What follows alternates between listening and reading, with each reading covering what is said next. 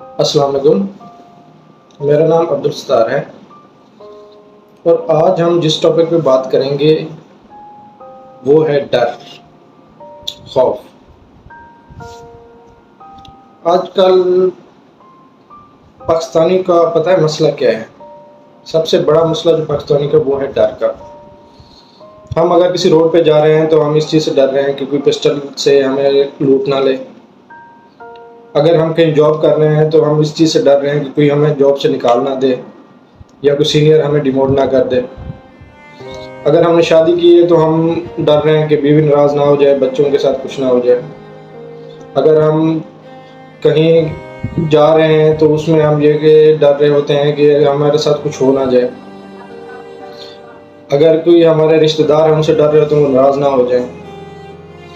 अगर हम कहीं पे भी इंटरव्यू देने जाते हैं तो उसमें हम लोग बहुत डर रहे होते हैं कि वो हमें कहीं निकाल ना दे, हमें रखे ना, हमें कुछ ऐसे सवाल ना कर जो हमें पता हो।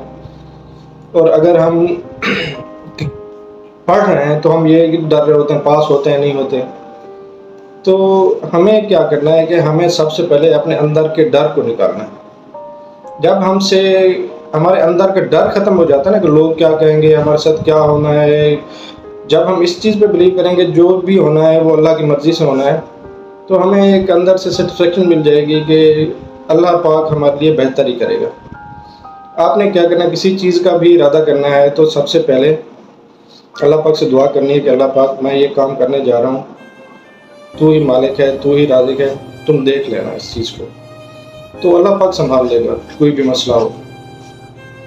तो आप डिसीजन लें, डिसीजन के बाद उस पे इम्प्लीमेंटेशन के लिए आप सोचें नहीं, अल्लाह पाक से दुआ करके आप उस काम में कूद जाएँ और आप देखेंगे कि आप लोगों के लिए रास्ते किस तरह खुलते हैं और आपको अल्लाह पाक कैसे कामयाबियाँ देता है।